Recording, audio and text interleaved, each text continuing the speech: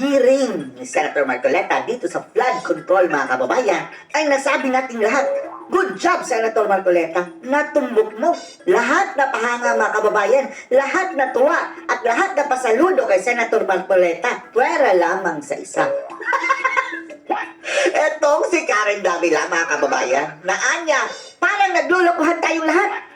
Para daw walang hearing, mga kababayan, dahil gusto ni Karen Davila, mga kababayan, na wag lang ang DPWH ang sisihin.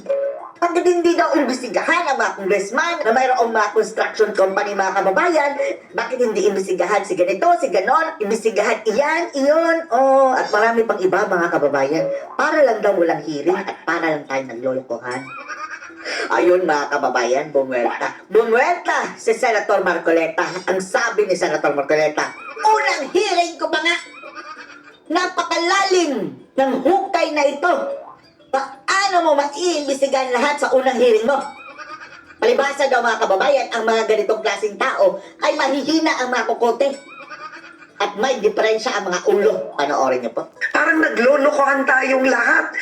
Ito ang reaksyon ni Karen Davila, mga kababayan, sa nung hearing sa Senado, mga kababayan, ng Senator Marcoleta. Unang hearing pa lang, ha? Pinapagalitan niya yung DPWH. Bakit hindi? Nagkaibigan ka ba sa DPWH? Pero yung totoo, the corruption starts with Congress. Oo nga! Mag-antay ka! Hindi lang naman yan isang hearing. Bilog, mga kababayan, ang bunganga. Ganyan din ba itsura niya, mga kababayan, nung natagpuan siya na nakanganga sa parking lot? Ewan lang natin, ha? Anong ginagawa mo sa parking lot? Ewan na natin kung anong issue dyan, mga kababayan. Baka kumakain, mga kababayan, ng sorbetes, lollipop, etc. Owning contractual companies. Contractual companies. Construction companies. Contractual. These construction companies and getting alleged kickbacks. Because ang contract... Marcoleta, makinig ka daw, Galit si Karen Davila, mga kababayan, dahil hindi naaayon sa kanya kagustuhan yung unang hearing ni Marcoleta. Dapat unang hearing, ito na agad. Ikaw na lang Pero magsinagawa. hindi naman lalakas ang loob ng contractor. Kung walang backer yan na congressman, alam mo naman... Pamatawag ang mga congressman. Ang sabi ni Senator Marcoleta, mga kababayan, na dahil hindi sila pwedeng mag-demand, mga kababayan, na pumunta yung mga kontratistang congressman. Dahil may parliamentary courtesy, mga kababayan, ipapatawag kung sino yung mga kababayan. Di ba? Mayroon niyang board of directors. Basta, kumpani kasi yan, mga kababayan, ipatawag yung sinong second in command. Hindi lang naman necessary congressman ang mapapatawag. Ang sabi ni Senator Marcoleta, mag-antay kayo. Yun. Sino naman contractor gagawa ng substandard na trabaho? Marami.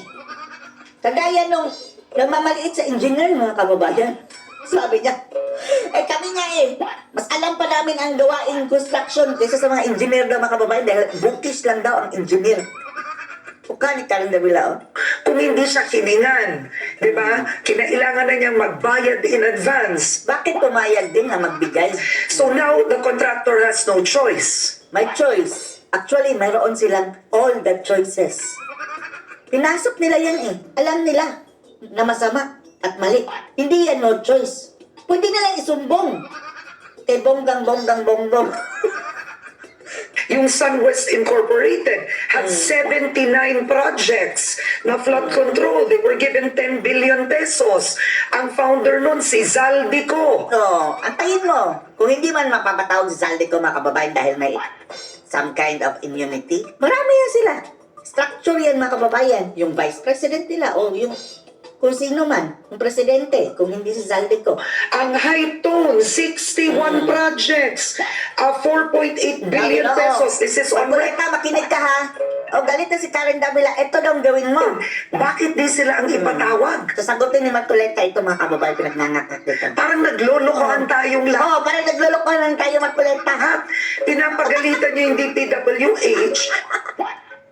Parang naglulukohan lang daw, Senator. Pero yung totoo, the corruption starts with Congress owning contractual companies, these construction companies, and getting alleged kickbacks.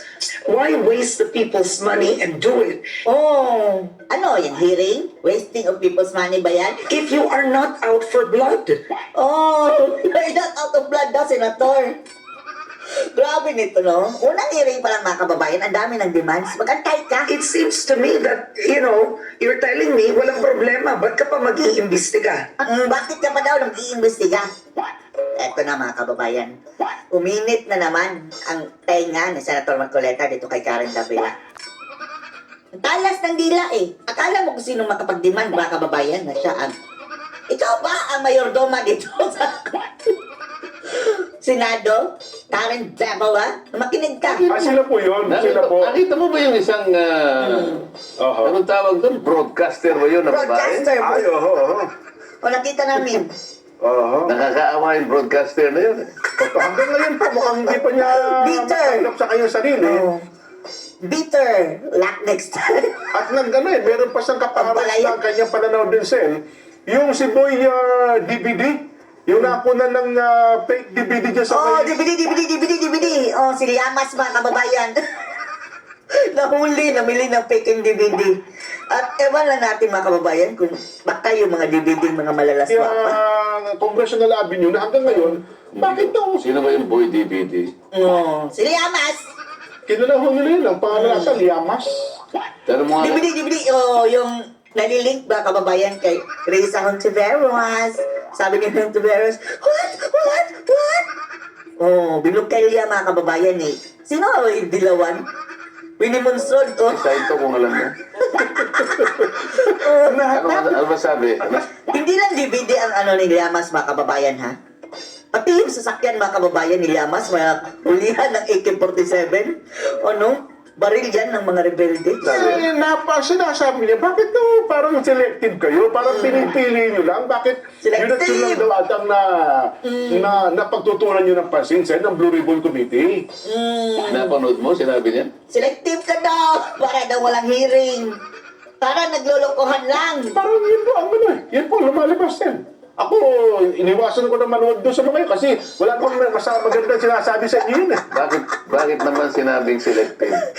Kasi nga, Roberto, Hindi daw ninyo, sinasali yung mga kongresistang mga contractors. Sabi pa niya mga kababayan, contractual.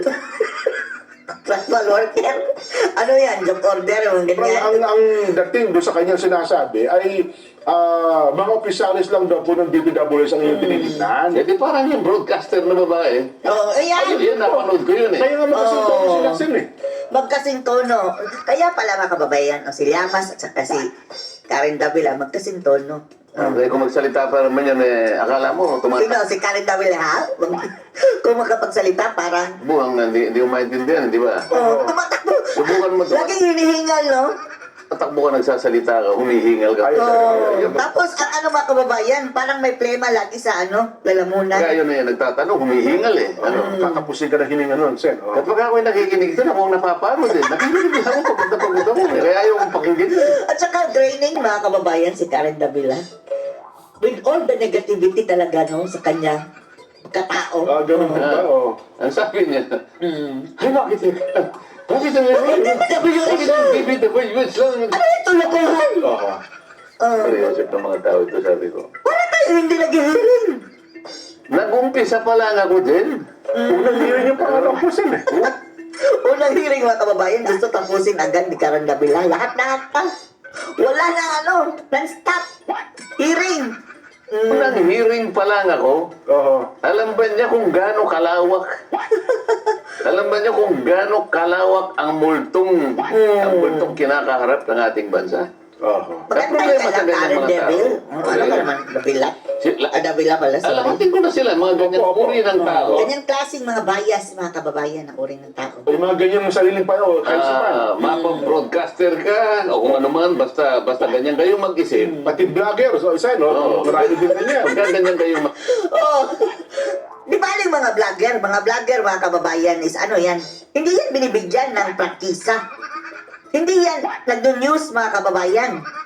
Hindi yan mainstream media na supposedly itong media mga kababayan patas dahil sila ang inaasahan sa balita. At binibigyan sila ng kapangyarihan ng gobyerno kaya nga binibigyan ng prangkisa, di ba? At kung wala namang prangkisa, membro sila ng KBP. Mayroon sila sinusunod mga kababayan na mga alitungtunin para maalis ang pagiging bias at hindi na maalis, mabawasan.